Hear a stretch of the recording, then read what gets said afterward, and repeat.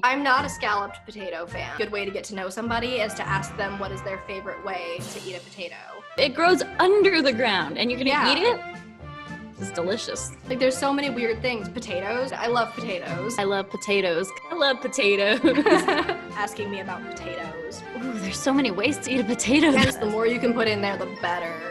Loaded potatoes, mashed potatoes or baked So potatoes. good. Baked potato bar night is definitely a favorite that I don't do often enough. Eat mashed potatoes, baked potatoes, scallop, like any other form of potato. Really good potatoes. Just had a full conversation about potatoes. See, I'm telling you, it is a good conversation starter. Hey guys, I'm Jessica.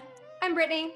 And this is a Pixie Dust Productions book review. This time we are discussing the entire series of Percy Jackson and the Olympians. So this is a 5-book series, and I enjoyed it. It's not Harry Potter. Not Harry Potter. Nothing's Harry Potter. However, quite enjoyable. I really did like it. It was absolutely a book series that was geared for like middle school, early high school crowd. And where Harry Potter is kind of for that same age group, but I feel like each book grew with the readers and matured and darkened, whereas Percy Jackson didn't so much. It kind of stayed in that middle school range, I felt like. So that was slightly disappointing. I like that for its own sake. It just wasn't Harry Potter. I'm glad that I decided on like purchasing the books as opposed to getting them like from the library or something, because my kids are homeschooled, so I can see as they get older using this as like book report material. It's kind of perfect for that. I guess I kind of read things through that lens sometimes, is can I use this with my kids later? And I can. Right. If you taught them Greek mythology and then you like read these books afterwards, I think that'd be so much fun. Yeah, I completely agree. It would be a lot of fun to do it that way. You can find a test online to find out which god or goddess is your parent, kind of similar to the Pottermore quiz. I don't think will it's post quite as the accurate. link to that quiz in the description box. So take that quiz and tell us who your godly parentage is. Yeah, do that. I don't necessarily think this test is as accurate as the Harry Potter test, though, because that sorting hat quiz people will take multiple times, have different questions each time, and continue to be sorted in the same house every time. Like, that quiz is amazing. So take the quiz, but read the book and decide for yourself who your parent is. I took 3 quizzes and I ended up with 3 different parents as a result of the 3 different quizzes. So I'm just going to go ahead and just like claim godly daddy issues at this point, because I just don't know. I just don't know.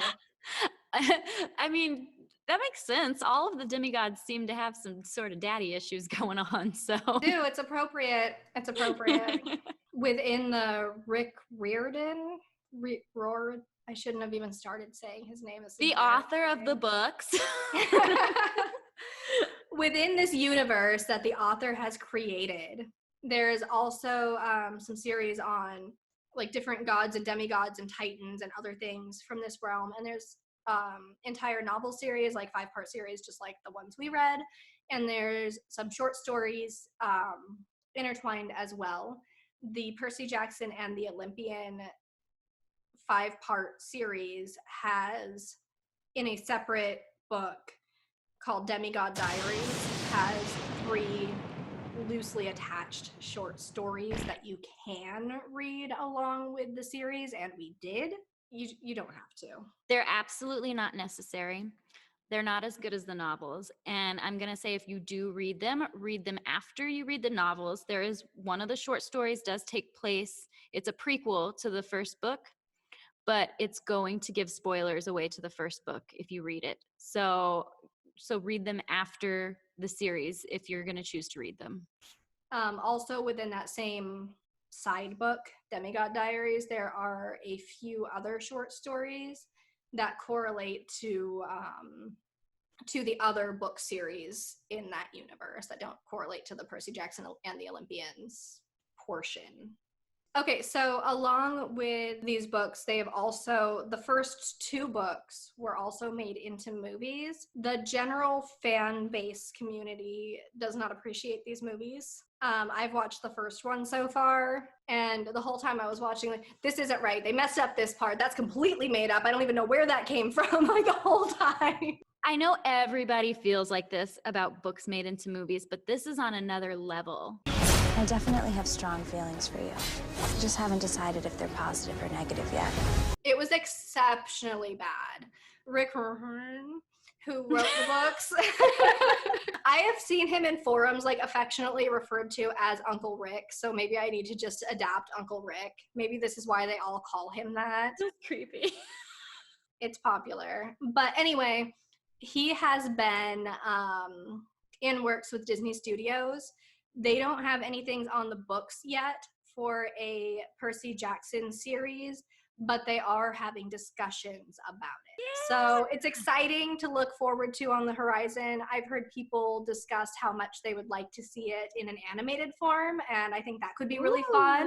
That would be cool. I think that would be really fun, and I think it would allow them to stay a lot truer to the story if they didn't have to work with, like, real life. Yeah. And this is, I think they said for Disney Plus, if it comes to fruition, it will be Disney Plus. And Disney can do no wrong. We all know that, right? I like the idea of a series in general versus a movie because you get to keep so many more of the details. Also, I do want to say that I appreciate whoever pulled the plug on the first try of the movies, that they didn't just painfully chug through to the end like they did with the Twilight movies. This kind of stuff just doesn't exist. It does in my world. Yeah, they painfully committed to making those into movies, and I'm so glad they didn't do that here. It breaks my heart for the author of the Twilight books because there's so many people that have only seen the movies, and that's what they think those books are, and that breaks my heart because those books were really good. I'm pretty positive I can speak confidently for both of us here. If it was up to Jessica and I, we would never leave the realm of fantasy fiction ever in our entire lives. We would never read anything else. True. So in effort to have variety, our next book is from the nonfiction genre, and we will be reading Stan Lee, the man behind Marvel.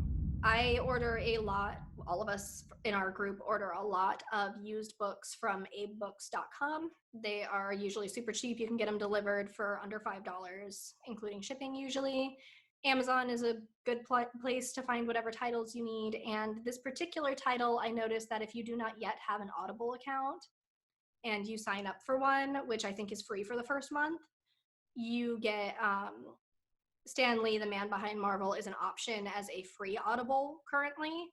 So if you just want to listen along with this one, that's an option to do that for free if you sign up for a new Audible account. I personally purchased the paper book, but I like that there's options. That's about it. Until next time. We're Daughters of Athena.